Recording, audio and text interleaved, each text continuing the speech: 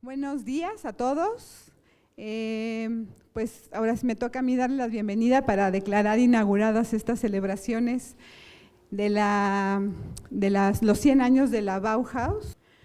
Es un momento importante para nosotros, pensando en los orígenes de la propia escuela y sobre todo en el momento que vivimos. Creo que es un momento de reflexión y el que esté esta celebración en curso durante todo este año, por estos 100 años, pues creo que es importante reflexionarlo, saber el contexto en el que estamos ahorita para poder nosotros seguir con nuestro trabajo hacia adelante. No es la idea de regresar al pasado, sino retomar del pasado lo que sea necesario para poder proyectarnos hacia el futuro como lo que somos, una institución educativa de diseño, y pues poder apoyar a los diseñadores, a los futuros diseñadores en su mejor formación. Y bueno, en esta ocasión, la maestra Regina, que además es nuestra coordinadora de la celebración, junto con la maestra Olga Varela, pues va a presentar o va a iniciar con un trabajo, ¿no? Una presentación que también espero que abra la discusión acerca de la República de Weimar, que sería como la entrada a todo estos eventos de la celebración de los 100 años de la Bauhaus en la EDIMBA. Eso es importante, ¿verdad? Y también agradezco la presencia y la participación del maestro Luis Gerardo Díaz, que es finalmente también maestro de nuestro claustro, pero que también pues tiene información y nos puede compartir mucho acerca de lo que es la República de Weimar. Entonces, pues nada más les dejo el micrófono y pues muchas gracias por estar por acá.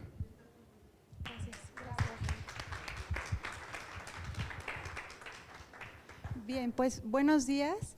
Vamos entonces a dar inicio a esta plática sobre Weimar. Bueno, también quiero señalar primeramente que la idea de esta conferencia que va a dar más adelante el maestro Luis Gerardo Díaz es titulada La República de Weimar. Entonces teníamos como prevista una actividad en que ustedes pudieran hacer una lectura y a partir de esa lectura comentarla, pero como se programó, en la programación apareció el título de este libro, pues entonces platicándolo con el maestro Luis Gerardo decidimos que yo les diera un poco este panorama de dónde está Weimar y cuál es la importancia cultural que tuvo esa ciudad antes de la Bauhaus. Entonces, como verán, estamos iniciando precisamente, como lo comentó la maestra Rebeca, la celebración de estos 100 años de la Bauhaus en EDIMBA, con una reflexión del contexto.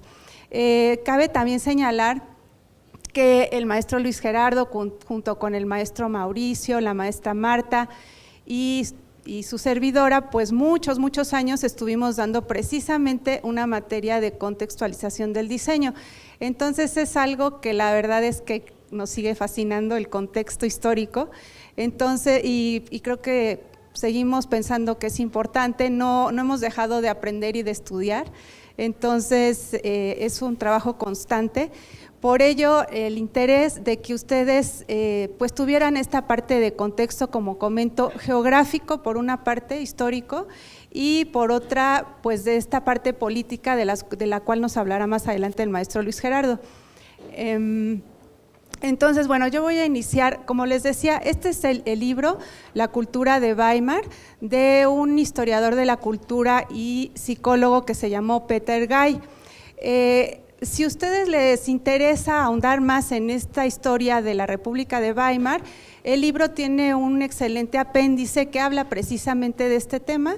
Entonces, las copias están con Geraldine, por si a alguno de ustedes les interesa. De hecho, se sitúa este libro precisamente ya en la década de los 20. Yo no voy a hablar de eso, voy a irme un poco más atrás en el tiempo, pero bueno, ahí está esta referencia. También quiero comentarles, por cierto, que mis maestros, que fueron maestros pues hace ya cerca de 30 años míos, pues me siguen recomendando textos, me siguen mandando información, o sea que también me siguen pidiendo tareas de pronto, ¿no? Aunque han pasado tantos años, me siguen poniendo a trabajar. Entonces, eso lo digo tanto por el maestro Luis Gerardo, que me recomendó este título, como el maestro Mauricio, que siempre me anda mandando cosas de Instagram, y claro, puros enlaces de la Bauhaus. Entonces, bueno, por si en algún futuro siguen en contacto con sus maestros, sabrán que siempre están ahí presentes las tareas, ¿no? Bueno, este es el actual escudo de la ciudad de Weimar, y pues como les comentaba, vamos a hablar un poco de esta parte de dónde está ubicado Weimar, para también entender pues por qué se sitúa o por qué es la primera sede de la escuela de la Bauhaus. A mí me llama mucho la atención este escudo como de los corazones, ¿no? Veremos otros escudos más adelante, por ejemplo el de la República de Weimar, que más bien es un águila, y también el águila pues a través de la historia ha tenido una simbología importante, sobre todo en las casas reinantes europeas, ¿no? Pero bueno, en este caso es otro animal y con esta decoración un poco pues romántica, ¿no? Por decirlo así. Es un mapa de Alemania, me parecía interesante presentárselos. Es un mapa de Alemania de la unificación alemana. Alemania se unificó en el año de 1871. Y realmente, pues como pueden ver, su territorio era mucho más grande de lo que es hoy en día. Entonces abarcaba Prusia, por ejemplo, abarcaba Sajonia, Turingia, Alsacia, Lorena y otros territorios, ¿no? Pero ahorita les voy a presentar el actual para que tengan este comparativo de cómo su geografía se fue disminuyendo, pues en gran medida debido a las guerras, ¿no? Tanto la Primera como la Segunda Guerra Mundial. Entonces, en pues podemos ver precisamente el territorio de Alemania al día de hoy. Por cierto, también señalar, porque hay veces que creo que es interesante que tomemos conciencia de ello y la dimensión, el territorio de Alemania pues no es tan grande en realidad. Si lo comparamos con algún estado de nuestra república, es más o menos como el estado de Chihuahua, para que nos demos como una idea, ¿no? Entonces, sí es pequeño en relación a eso. Como pueden ver aquí, Weimar está hoy en día al centro de Alemania, o sea, está aquí.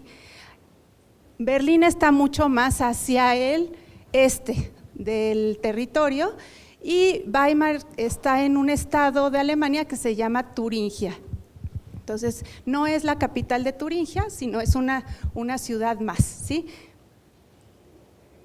Y bueno, haciendo un poco de historia, vamos a ver qué pasa, así de manera muy rápida, en 150 años, desde la mitad del siglo XVIII, el siglo XIX, hasta los inicios precisamente de la Bauhaus. Hay una casa reinante en esta ciudad de Weimar, que es la casa reinante de Sajonia, Weimar, Eisenach, o sea que es la región Sajonia y dos ciudades alemanas que son Weimar y Eisenach. Entonces, como ustedes pues también sabrán de otras cortes europeas, pues era precisamente el momento de la aristocracia, de la nobleza. Y pues voy a empezar como esta historia con este personaje que es Ana Amalia. Ana Amalia, bueno, ella venía de otra casa, digámoslo así, que era von Brunswick-Wolfenbüttel, y ella pues vive en esa segunda mitad del siglo XVIII. Es una mujer ilustrada, y por lo tanto, pues ilustrada quiere decir que su padre tuvo pues esta inquietud de que hablara latín, hablara otros idiomas, estudiara filosofía, literatura, etcétera, ¿no? Entonces, su esposo murió pues muy joven y ella asumió la regencia en tanto crecía el heredero. Entonces, se codeaba pues con la intelectualidad del momento, y sus salones eran así como muy concurridos, ¿no? Era así como hoy en día el lugar a donde se tenía que ir, pues precisamente era la corte de Ana Amalia. Ella dejó como testimonio, digamos, de este gusto ilustrado, una biblioteca.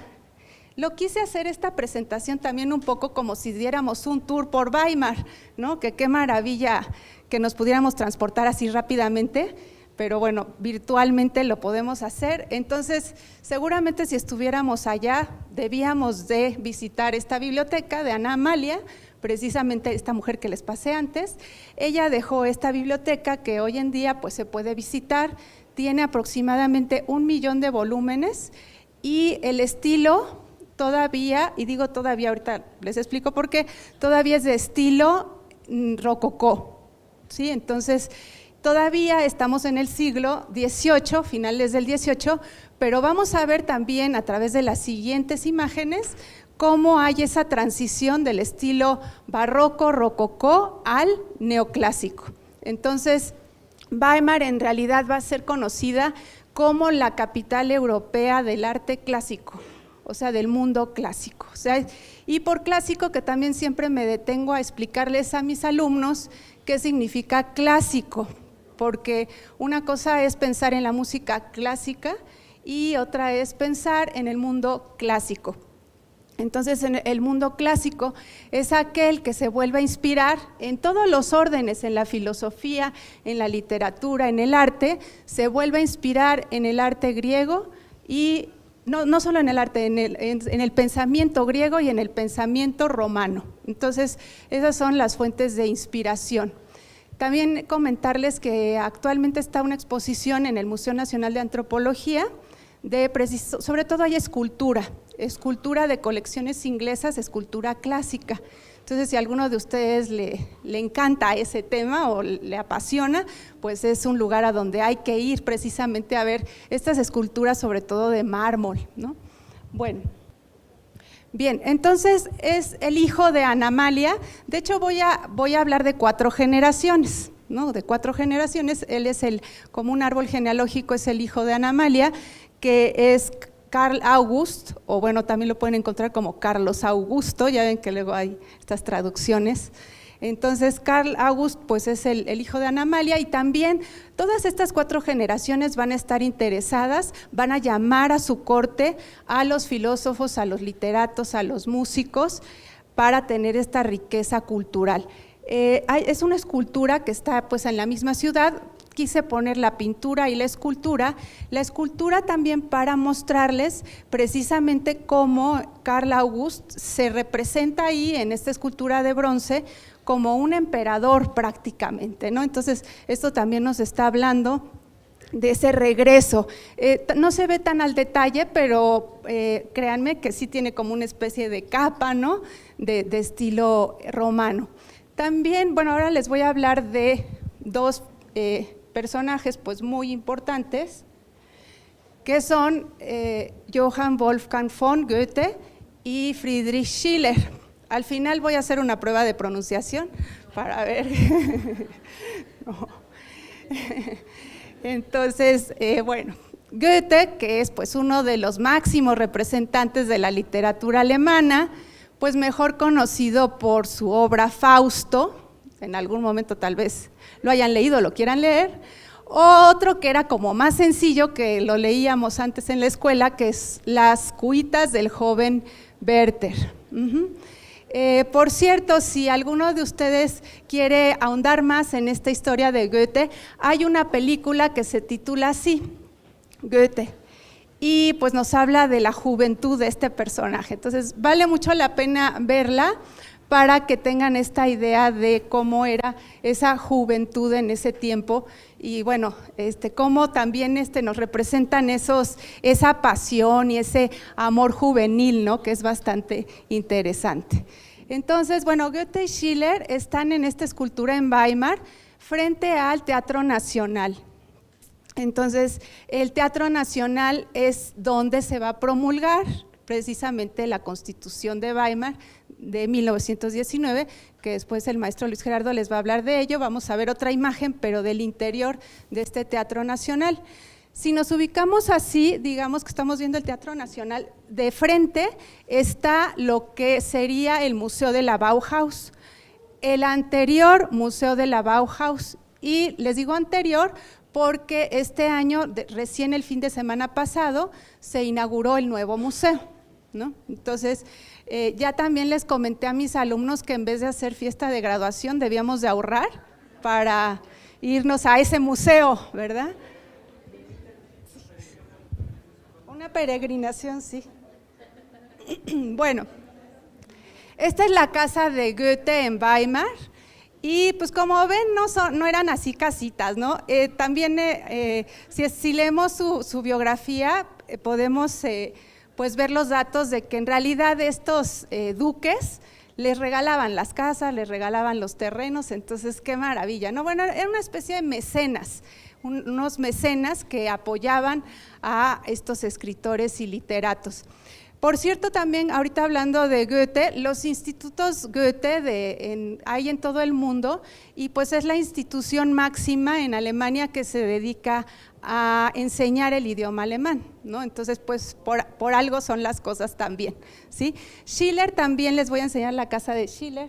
Por cierto que Goethe tenía esta casa, pero también tenía otra, que era en la misma ciudad, pero la otra era de jardín, o sea, era como su casa de jardín, ¿no? Entonces, si se aburría de estar así tan en la ciudad, se iba más bien al jardín.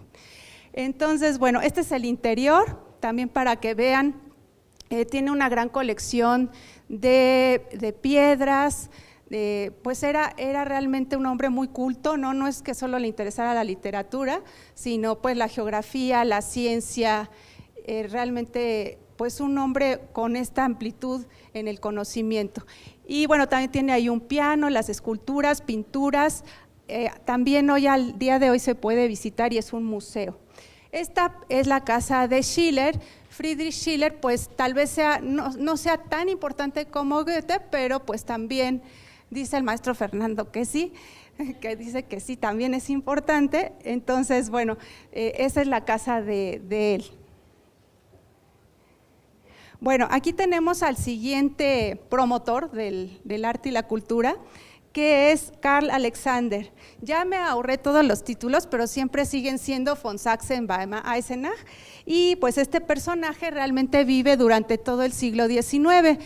El siglo XIX es un siglo también interesantísimo de estudiar, no acaba uno, créanme, nunca, porque pues está esto que comentábamos de lo clásico, pero también va a iniciar otro movimiento que es el romanticismo. Entonces, que van a ir de pronto como mucho a la par el clasicismo con el romanticismo. Entonces, a este señor, a este duque, es a quien le va a tocar precisamente vivir toda esta parte del romanticismo y del clásico. Bueno, he hablado pues más bien de la arquitectura y de estos literatos, pero también hubo músicos, ¿no? Músicos como es el caso de Franz Liszt. Franz Liszt también vivió en Weimar, está su casa, pues un poco más modesta tal vez que la de Goethe, ¿verdad? Pero al fin y al cabo pues no la despreciamos. Franz Liszt era de origen húngaro, y de hecho sí vivió en Weimar, pero también pasaba temporadas en Budapest, en otras ciudades europeas, o sea, sí se iban moviendo, ¿no? También es algo bien interesante cobrar conciencia de que la gente ya se desplazaba con más frecuencia que en siglos anteriores. De hecho, hubo algo que se llamaba el Grand Tour, ¿no? El Grand Tour, que lo hizo, por ejemplo, Goethe, era ir a las ciudades romanas y visitar las ruinas, ¿no? Entonces, ahorita me acordé de ello por esta idea de viajar, ¿no? Realmente el siglo XIX ya empieza a ser el siglo de los viajes y mucho más cuando ya hay vías férreas, ¿no? Y cuando se pueden desplazar de un lugar a otro con, mayor comodidad, entre comillas, ¿no? Pero ya hay esta idea de poderse mover. Como les comentaba, en siglos anteriores, si vemos el caso de Kant, del filósofo, él nunca salió de la ciudad en la que ahí nació y ahí murió, nunca salió de ahí, ¿no? Entonces, también hay una diferencia de esta idea de viajar. Hoy en día nosotros tenemos como mucho esto del viaje, pero nuestros antepasados no viajaban tanto, ¿no? Bueno, de Franz Liszt les quiero poner una melodía, pero ya no sé si está o no. Es que igual ya la perdí, ¿cómo ven?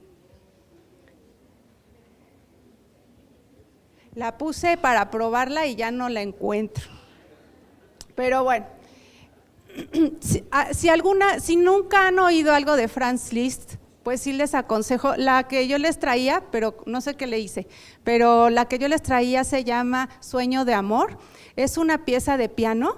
También había pedido el piano de cola para tocarla, pero pues me falló el piano, ni modo. Entonces, si no han escuchado a Franz Liszt, óiganlo, hoy en día es maravilloso, con el YouTube podemos encontrar cualquier compositor, entonces sí les aconsejo que lo escuchen porque es parte de este movimiento romántico, ¿no? Entonces, Franz Liszt también en una época de su vida,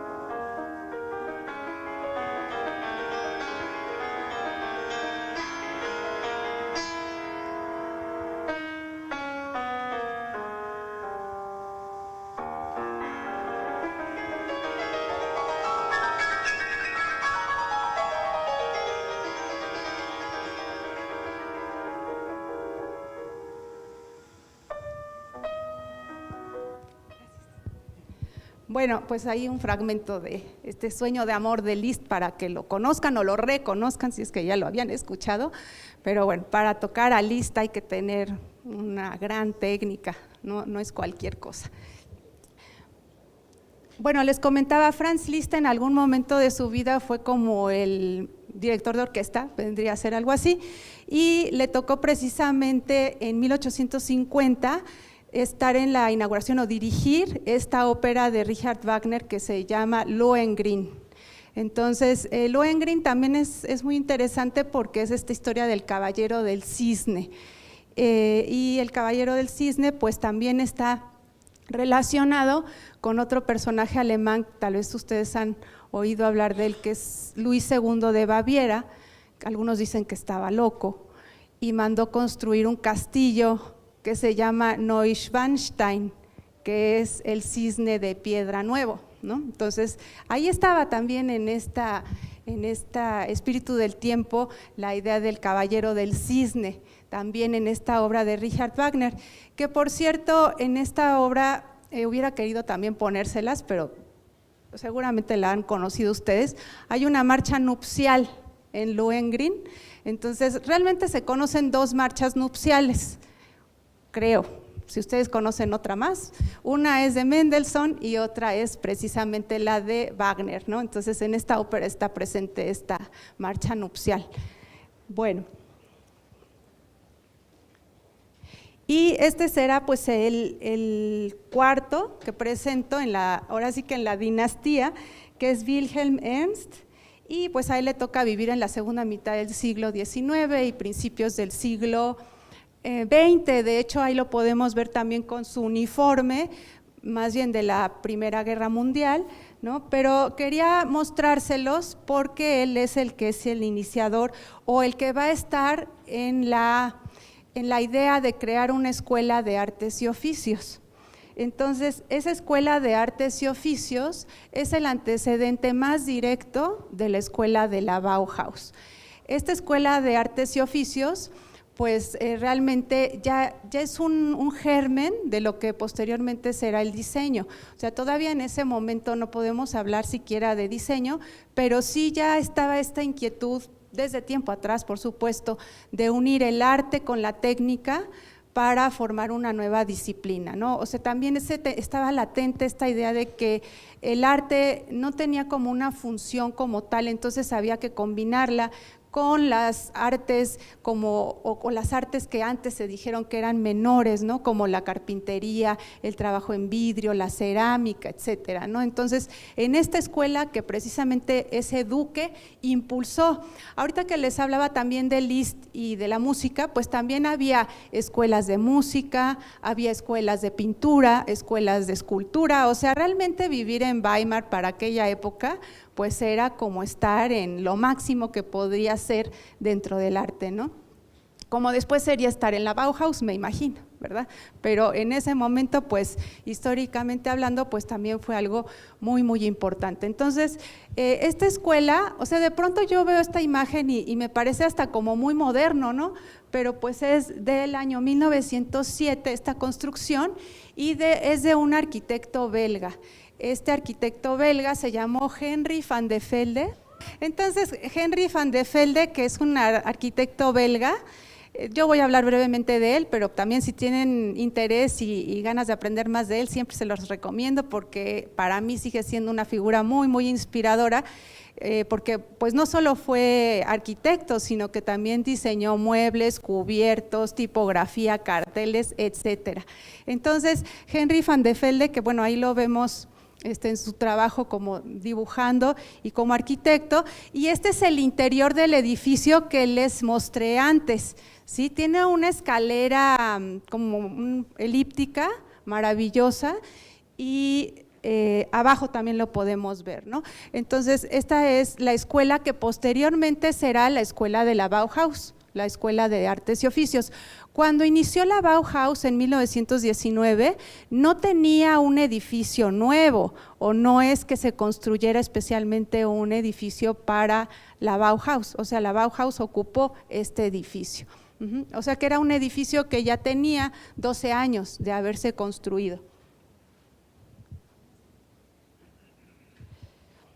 Entre otras cosas, también Henry van de Velde hizo los interiores del archivo de Friedrich Nietzsche. Aquí hablamos ahora de otro personaje, un filósofo, como ustedes saben, también muy importante, murió en esa casa, de hecho él, y los interiores, su hermana estuvo muy interesada en crear a la muerte de Nietzsche el archivo. Entonces la casa no es de Van de Velde, solo los interiores, o sea, lo que son los muebles, las repisas, los libreros, todo ello lo diseñó Henry van de Velde. Y bueno, aquí volvemos un poco a esta construcción de la que les comentaba de la Escuela de Artes y Oficios, es el despacho de Walter Gropius, que Walter Gropius pues fue el primer director de la Bauhaus y pues tenemos que imaginar que pues más o menos en 1919-20 o en la década primera de los 20 tenía este mobiliario, ¿no? Estos tapices, los tapetes, realmente, bueno, yo lo veo y todavía me sigue maravillando, o sea, realmente muy avanzado para su tiempo, ¿no? También si lo comparamos con Henry van de Velde y lo que vemos aquí, ya está hablándonos de otras formas, también de otra solución. Henry van de Velde pues también le tocó todavía el Art Nouveau, entonces todavía este estilo de transición entre el siglo XIX y el siglo XX. Entonces a los artistas, arquitectos, después diseñadores que les toca vivir estas transiciones, pues no es tampoco que siempre toda su vida hayan tenido un mismo estilo, sino que van también cambiando, ¿no? Entonces aquí ya vemos como otro tipo de soluciones, por supuesto mucho más geométricas, racionales, de lo cual pues les hablaremos también, o les hablará en particular la maestra Marta Alfaro en su ponencia que ella la va a dar en mayo. La única casa Bauhaus que se conserva en Weimar, en este tour que estamos haciendo por Weimar, es esta. O sea, en Weimar no se construyó nada más Bauhaus. O sea que si vamos con esta idea de, ay, voy a ver todo lo que se hizo Bauhaus en Weimar, pues no nos vamos a llevar una decepción porque vamos a ver todo lo que les decía, pero pues la única casa Bauhaus es esta, se llama Haus am Horn, pues es un poco difícil esa palabra, es como la casa del cuerno, una cosa así, pero es por la calle que se llamaba así. Y pues también esa casa fue hecha especialmente para una famosa exposición que hubo en 1923. Entonces, esa casa es de Georg Muche y Adolf Mayer, son dos arquitectos que no son de los más renombrados, porque hay nombres que se repiten una y otra vez, estos no tanto, pero bueno, ellos son los arquitectos. También los alumnos de la Bauhaus en ese momento construyeron y fabricaron muchas de las cosas que estaban en la casa, o sea, el comedor, los textiles, las lámparas, varias cosas que están dentro, ¿no? Entonces, bueno, les voy a enseñar el del interior.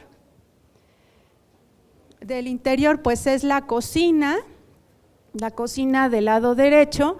Como ven, pues ya estamos hablando de una cocina pues moderna, realmente con iluminación, ventilación y también pues todos estos gabinetes y todos estos implementos para tener orden, ¿no? Cosa que no existía antes. También eso siempre me gusta señalarlo porque a veces pensamos que las cosas siempre han sido como nosotros las vivimos y no es así, ¿no?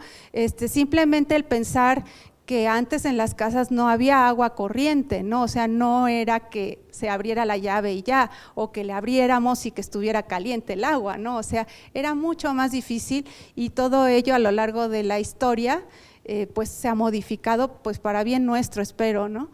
Y el ejemplo del lado izquierdo es ejemplo de una mujer que diseñó y fabricó estos muebles para una habitación infantil. Ahí pues está también presente este código muy asociado con la Bauhaus de los colores primarios, ¿sí? Aunque también me gusta señalarles que no solo fueron esos colores, o sea, sí son, pero hay más también, ¿no? O hay menos, puede ser también la reflexión. Entonces, hoy en día también este es un museo, la Haus am Horn, y pues se puede ahora sí que visitar en Weimar.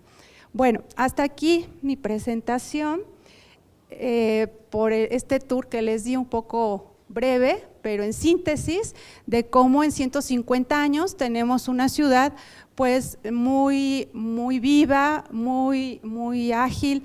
Realmente digo, si fuéramos a Weimar, también una de las cosas que probablemente podríamos visitar es el Panteón, ¿no? Porque pues están enterrados personajes, así como se va al Panteón, sí sé que Israel dice que raro, pero por ejemplo en París, ¿no? También es pues porque están enterrados grandes personajes, ¿no? En estos lugares. Entonces, bueno,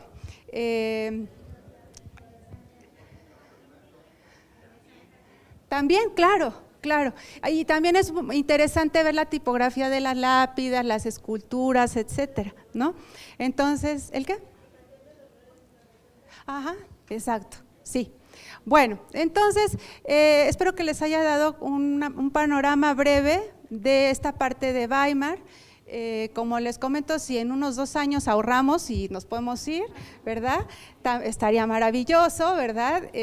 Podemos visitar el nuevo Museo de la Bauhaus en Weimar, pero también, por cierto, en sus otras sedes, que de esto también hablaremos más adelante en otras conferencias, que fueron Dessau y Berlín. En Dessau también van a inaugurar otro museo, ese se inaugura el 7 de septiembre, entonces pues también estaremos ahí atentos a ver qué pasa, ¿no?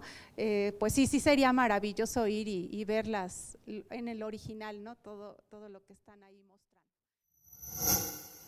Gobierno de México.